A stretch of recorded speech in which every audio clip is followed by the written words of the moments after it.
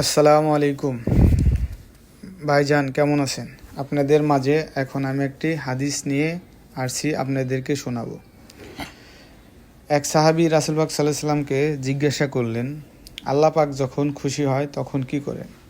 রাসূল পাক সাল্লাল্লাহু আলাইহি সাল্লাম বললেন, আল্লাহ তাআলা যখন খুশি হন তখন দুনিয়াতে বৃষ্টি দেন, আর বৃষ্টি হলো আল্লাহর নিয়ামত।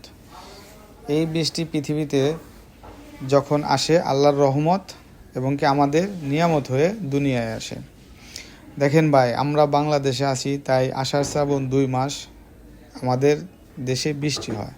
এমন এমন দেশ আছে ভাই, তারা বৃষ্টির মুখ দেখতে পায় না, যেমন সৌদিতে, দুবাইতে, ওখানে কোনো বৃষ্টি হয় না।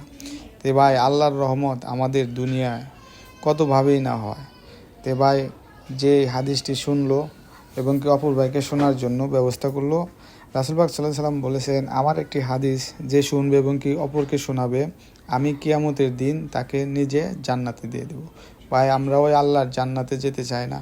যদি আল্লাহর জান্নাতে যেতে চাই তাহলে ভাই অবশ্যই এই ভিডিওটি শেয়ার করে দিব মানুষের কাছে, মানুষ যেন শুনতে পায়। ভাই, হাদিসটি মানুষে শুনলে আপনারও লাভ, আমারও লাভ। তাই আলহামদুলিল্লাহ।